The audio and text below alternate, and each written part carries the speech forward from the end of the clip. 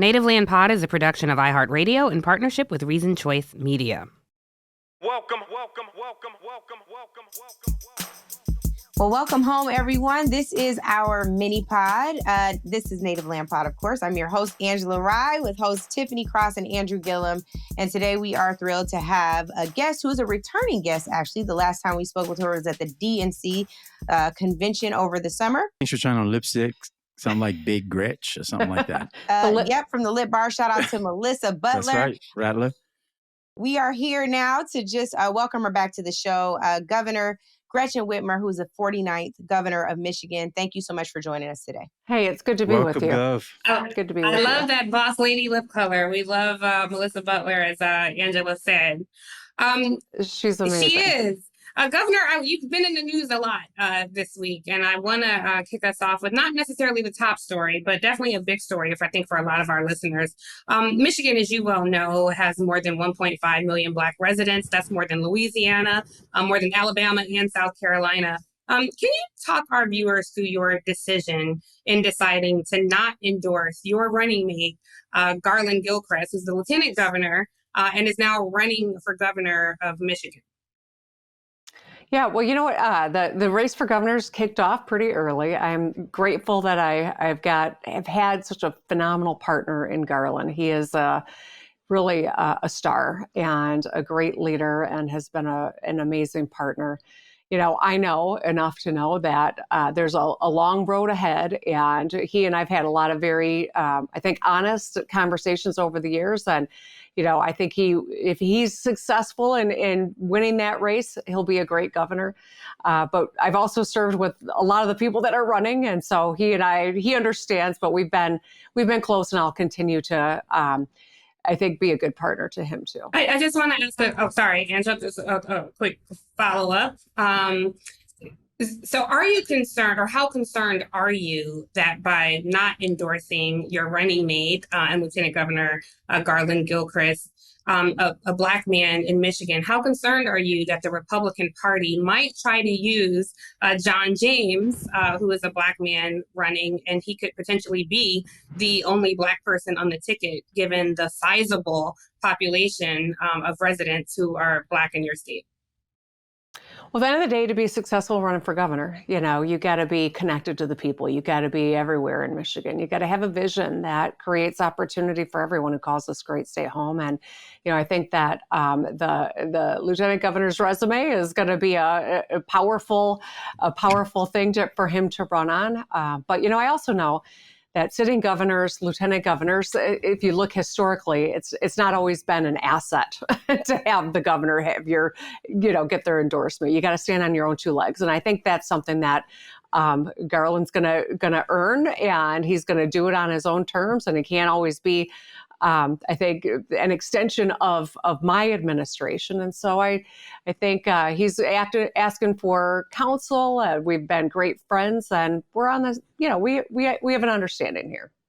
I'm fascinated by this too, Governor, because our good friend and brother sitting right here, Andrew Gillum, ran for governor of Florida. And I remember we've known each other a long time, called each other sibling a long time. But I remember when he was running, he was not the institution's candidate.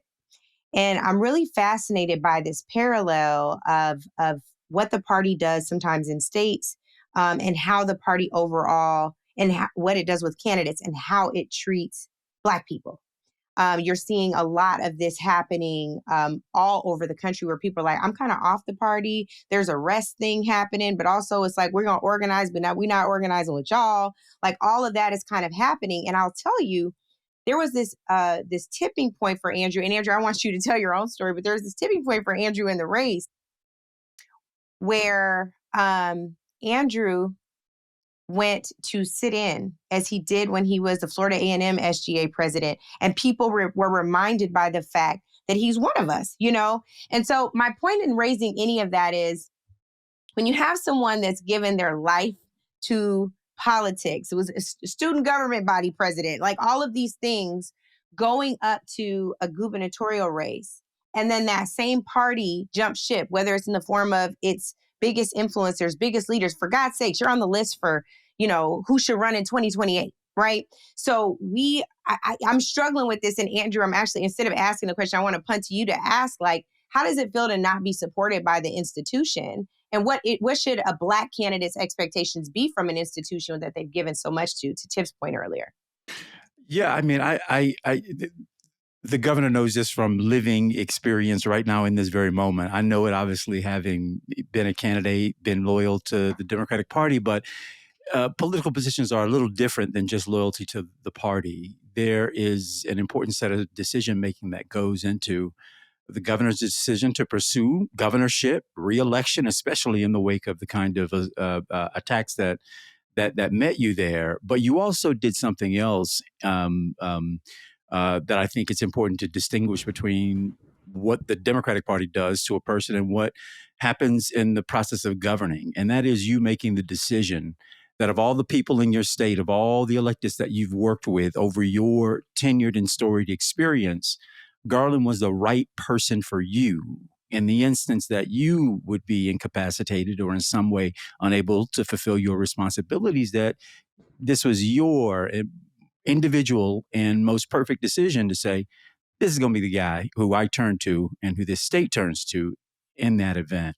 And so, Governor, I'd actually love, I didn't anticipate we would start with the politics of your home state, but appropriate given that we've got so many Michigan and listeners. But I'd love to hear from you, what made you choose Garlin? And what would you say best recommends him for the position? And I would argue that if any other candidate asked you, for a similar answer, that you could offer such. But in this instance, you made the important choice of saying, this is the guy, if not me. Yeah, so first I'll say, let's not give the Democratic Party too much credit here, right? I mean, let's not assume that a party actually anoints anyone with any great success, especially when there's a field. Lord knows, I served in the legislature for 14 years. I was the minority leader. I ran for governor. There were two people who never ran for anything before, and the Democratic Party didn't support me. I had to go out and earn it. And I think that that's, as sometimes it doesn't feel real good, to be honest. It probably made me a better candidate going into the general election because I had to take it seriously. I had to fight for every vote. I had to show up in every community. I had to make sure that, I didn't take anyone or any community for granted. And I think that's really important if you're going to be successful, especially in a state like Michigan. It's 10 million people. It's a diverse state. It's the most diverse swing state in the country. We have a tendency to go back and forth, 8 years of a Democratic governor, 8 years of a Republican governor. You can't make any assumptions. When I went through the process and I won that primary, and it was hard, and we had a lot of establishment people and institution who were not supporting me, I turned it on its head and I won. And then I went to go pick my lieutenant governor, and everyone wanted to tell me who they thought that person should be. It should be this person. It should be from this side of Detroit. It should be, everyone had opinions. And yet I had to find the person that was going to be a good partner, who could step in if, God forbid, they needed to, who I think had the same shared set of values. And, going through that process, I had a lot of great people from whom to choose, but Garlin rose to the top because he was talented, he's young, he's got energy, he was a great counterpoint, has a very different lived experience than I do, which makes sure that it'll help inform better decisions. Sure.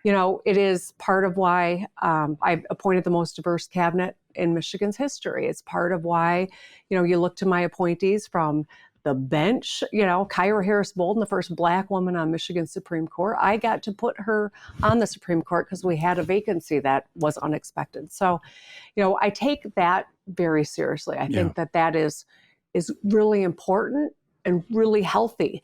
As we went through COVID, I just always remind people, it was because I had Garlin, but also Jonay Caldoun, who was our chief medical executive, a Black woman who was an ER doc in the city of Detroit practicing during the pandemic, who said, when 40% of our deaths are Black Michiganders and 14% of our population is, we got to intervene. We've got work to do.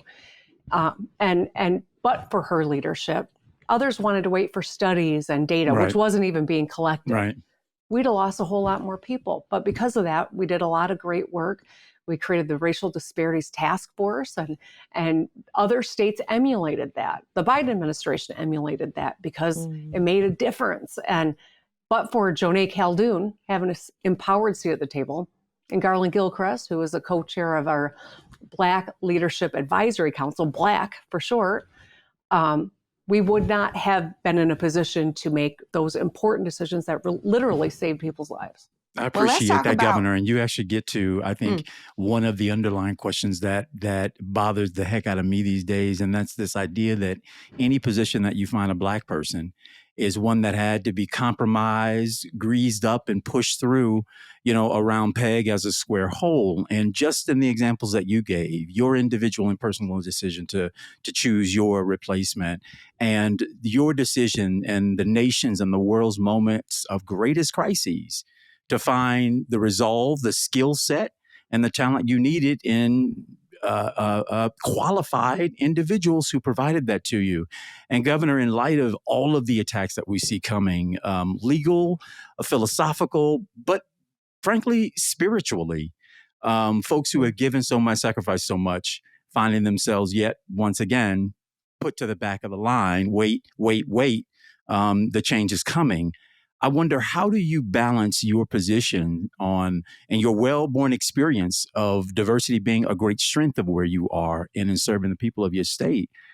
How do you front that with this current administration in its unparalleled attacks at the institutions of the country, very specifically our universities and our governmental institutions that form the foundations of this democracy, a collection of states, and you have power to push back? Well, one of the things, that we did in the 2 years before this last election, right, when I had a Democratic-controlled House and Senate, so people gave us this power. We got a 1-seat majority in each of these chambers, but by God, we're going to use it to make sure that we're making some changes that will last a lot longer than one gubernatorial administration and will survive one presidential administration. And as I think about our codification of reproductive rights. We did that as a state, amending our Constitution. But as governor with our legislature, we got rid of all the trap laws, making it harder for women to exercise their rights. We passed Pride, full civil rights protections for the LGBTQ plus community. We passed the Crown Act. We're feeding 1.4 million Michigan kids breakfast and lunch every single day in our schools.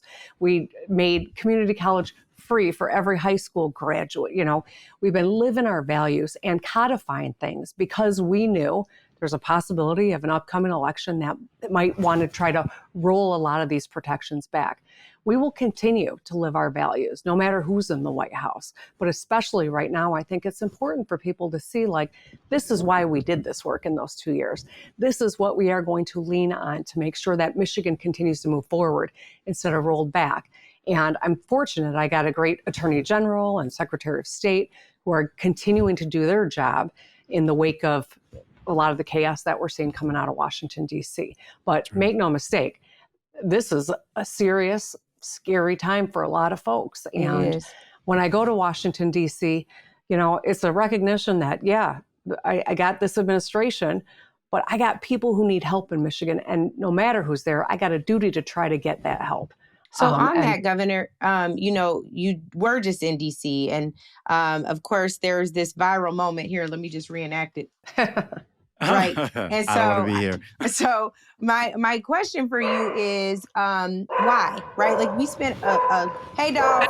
Oh, Tiff is happy. Look at Tiff. Look at Tiff. Tiff is You're lucky Tiff's not physically We're there going with to your have dog. that dog make a cameo before the interview's over, but I want Angela. She has a great question. Now she's like, the dog is going to be my special That's guest. Kevin and Doug. They're going outside. Anyway, sorry. Go ahead. She is literally obsessed. So good luck with that. She will definitely be asking, I want to pet that dog. She just like little kid. Yeah. Anyway. But on this, you went to go pet that dog in D.C. And so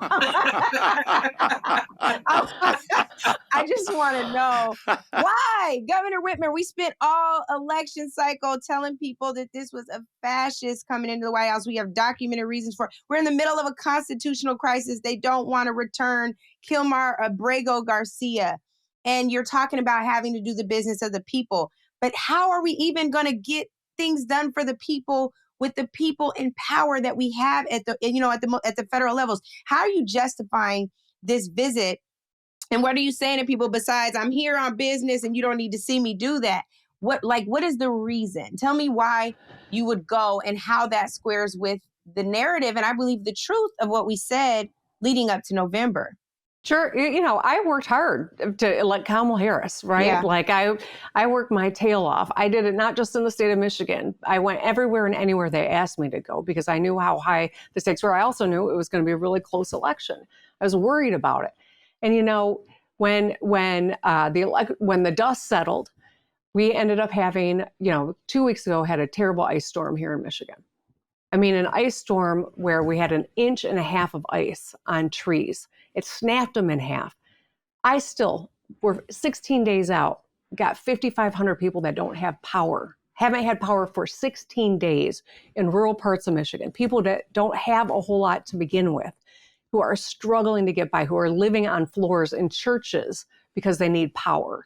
And so this historic storm meant we were going to need help. And I don't know what they've done with FEMA, and I don't know what they're planning to do, but I had to go and ask for that help. While I was there, I was lobbying for Selfridge Air National Guard Base, which is in Macomb County, Michigan. Every 4 years, everyone says, what's going on in Michigan? How do you win a state like Michigan? You win a state like Michigan because you show up and you fight for people. This air base that we are focused on is good paying jobs in Southeast Michigan, which you're familiar enough with my state to know, the population in Southeast Michigan. This is good paying jobs. It's so important for our economy. I have a duty to try. Maybe I'm not going to be successful. Maybe I will get roasted on social media. Maybe my own kids will be roasting me, right? And it ain't Is that easy. happening? Yeah, of course it is. And it sucks. I'll be honest with you. I hate that. But I have a duty to try. And if I fail, fine. But if I don't even try and people are suffering in Michigan, well, then I shouldn't be in this job in the first place. I got to know what the kids are saying. Hold on, Andrew. I got to know. What did they say? They're asking the same question. Why? He's probably not going to help you. He might not. But I got to try. He said some of the things that I was hoping to hear, and maybe that yields something good for Michigan. But when the people in Michigan are hurting, my job is to try to do everything I can to help. Governor, I think you're. Well, I personally appreciate that the folder, the folder covering. Clever. Yeah, creative. I wish I hadn't done that. But the point is, I didn't sign up for that press conference. Right. I can tell you that. Exactly. That's And the all the point. EOs that I'm were glad signed, I was beside myself. And the rhetoric on top of it, and there's a picture of me in the paper too where I'm writing something down. I'm writing the press release that I know I got to put out as soon as I walk out of that room, saying I didn't expect to have any part of that. But yeah, I mean, I wish I could go back in time, but I can't. So I'm going to say, well, if you did go back in time, because I think Tiff was probably going to take you here, which was, what is the story? It seems you went, and I've got to say, I don't take exception. I know what it means to be a leader of a party. I know what it means to be a candidate for office. And as a mayor, I know what it means to govern. And when you're governing and your citizens are sending their hard-earned tax dollars to Washington, D.C., with the hope of it coming back and being of service to them, you got to do it as required. And I think one of the things that we also need to see simultaneously is that your values stay at front and center, and that you don't come out singing an awful tune because the dance master decided that that's what you got to dance to. Tiffany, I'm sorry. Okay, I just wanted to make the point that, it was highly covered that you were not there to participate in that. You were, against your will almost ushered into the Oval Office for that press conference, and you didn't know. You were here, you told the Economic Club in DC this week. I didn't want my picture taken, that was all. I kind of wished I hadn't put my folder in front of my face, but whatever. I was there. I just wrote a book about learning to laugh at yourself, so I'm pretty good at it. We all have our moments. That first, but you also penned a letter to Donald Trump saying that you look forward to working together, and you praise his support for the auto industry, which this week the UAW right in your state also echoed those sentiments while also being critical of him. And I just want you to know, I do appreciate the complex situation, because at a time when there were adults in the GOP party, that was a sense of normalcy. In these times, there is no GOP. I think we have to acknowledge that there are right-wing extremists who are members of a MAGA cult running this party. I'm curious how you strike the balance of fighting for the people of Michigan, but also not allowing yourself to be used for a nefarious photo op with someone who's quite frankly unhinged and politically inept. So I guess I would say this, during COVID, I fought the Trump administration because Michiganders were dying and they weren't doing what I think needed to be done to keep people safe and protect people and give them good information, get the masks and gloves that we needed. Nothing's changed. But, my job is to fight for the people of Michigan, and I'm going to do that no matter who is in the White House. I'm there fighting for funds to help people who are suffering in northern Michigan because of this ice storm. I'm there to fight for jobs for Selfridge. Nothing's changed in terms of my values. Nothing's changed in terms of the things that I care about and the people that I fight for. And yeah, I got people threatening to kill me during COVID. Yes. And now I got people mocking me or roasting me on social media. Fine. Take all the shots you want at me, but I'm going to show up for Michigan, and I'm never going to apologize for showing up for Michigan. But it does not mean that I subscribe to any of the other stuff that was coming out of that room that day.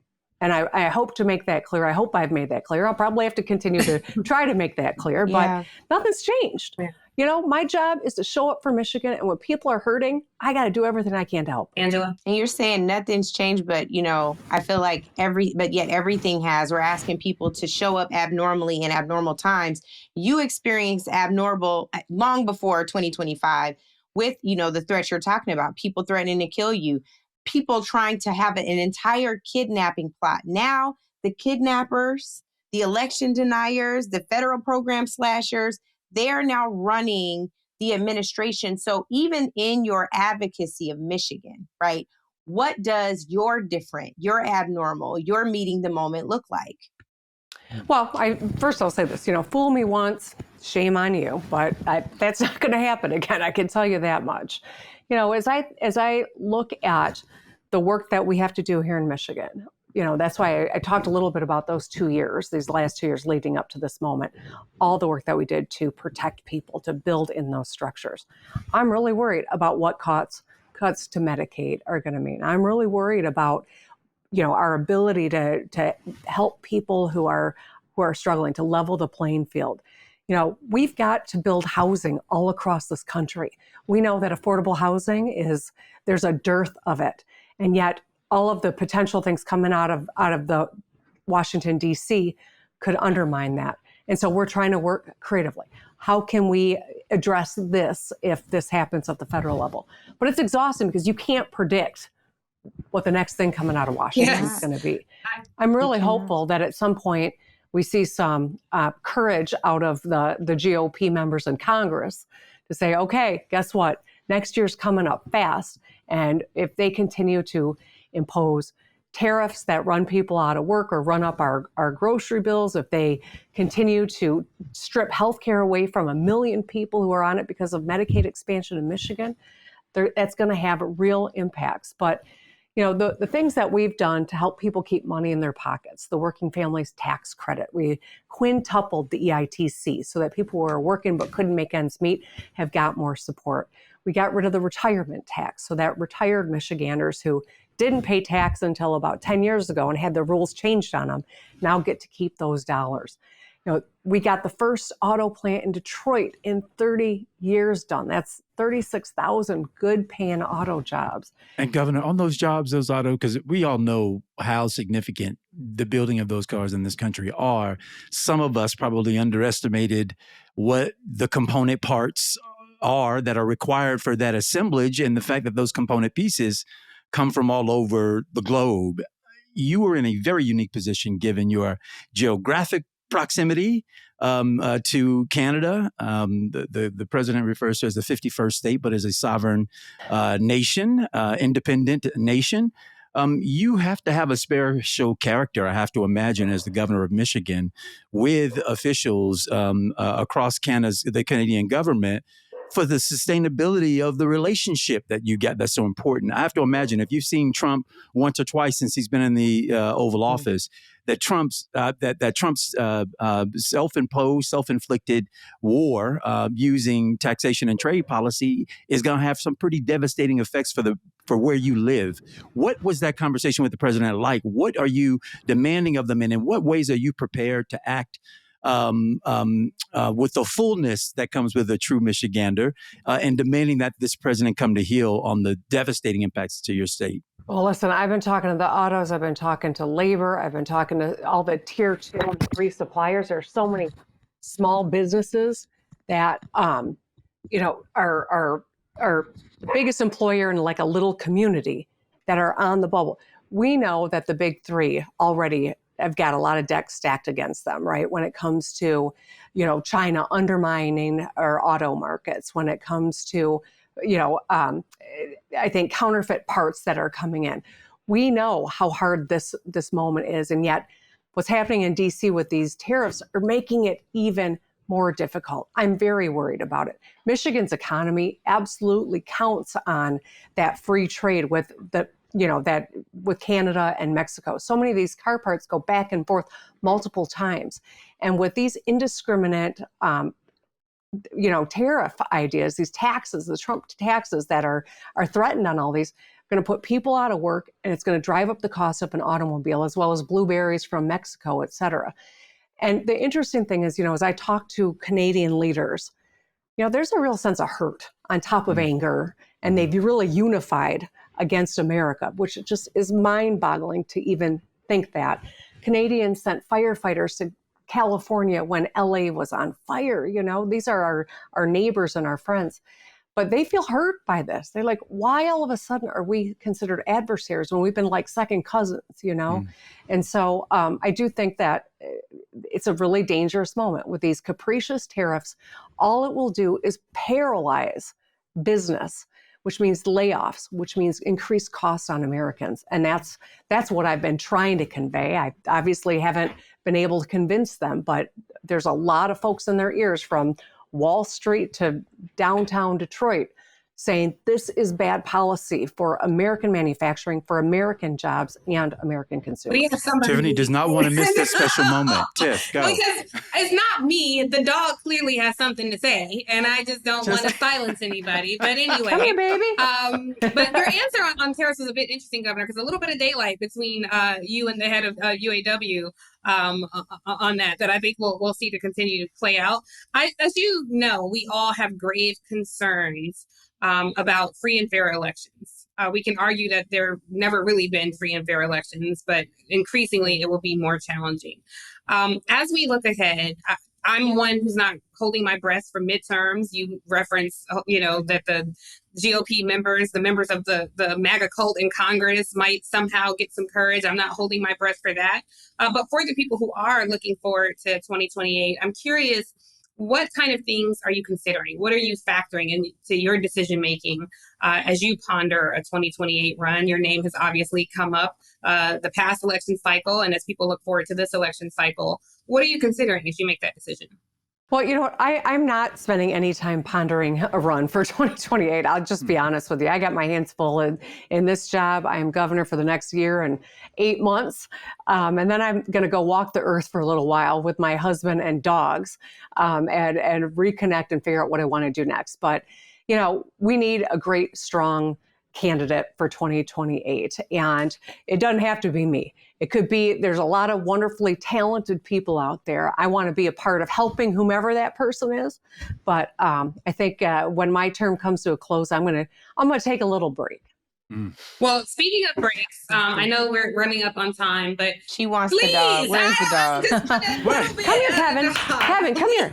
I got Kevin and Doug. Kevin's close by, so I'm going to get grown man names, okay? Kevin and Doug. Come here, Kev. Oh my goodness, is that a doodle? Oh my God, is he a doodle?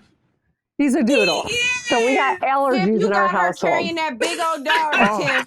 He came in. He has something to say about tariffs. Wait. Big Gretch got a big dog. Oh, She got a big dog? This is the big one. multiple big dogs. Oh my God. This is Dougie. Dougie. Dougie. The name of this episode, the name of this episode is Big Gretch with the Big Dogs. Okay, But Dougie Listen gotta here. make a special. Oh, though. look, Dougie's he's giving licking us her kisses. own face. He about to lick the lips. Oh Lord, not in the mouth. Don't do it, dog. Not in the I mouth. love it. Not in I the love mouth. He's it. so Okay.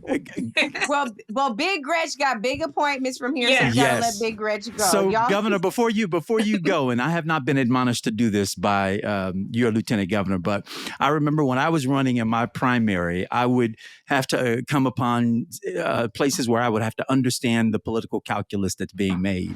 And I would often tell those people, or ask rather those people, if you can't help me, and in this situation, I hear you, then just don't hurt me. And that was a way of finding, I think, partnership where I could, and places where I was going to be running the toughest race that I had ever faced. And of all the headwinds coming at me, I didn't need my closest to be one of them. And so that's my I hear you. brotherly request on his behalf. You got and I it. No, thank you for taking time and being with us too. I hear Yes. you. You know what? We won Michigan twice by almost double digits the first time and over double digits the second time. So You know how to I win feel the like state. it's a good place to run from.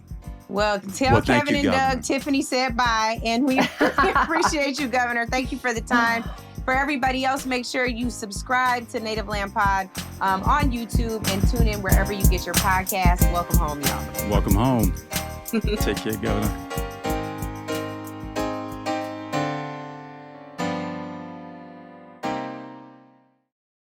Native Land Pod is a production of iHeartRadio in partnership with Reason Choice Media. For more podcasts from iHeartRadio, visit the iHeartRadio app, Apple Podcasts, or wherever you listen to your favorite shows.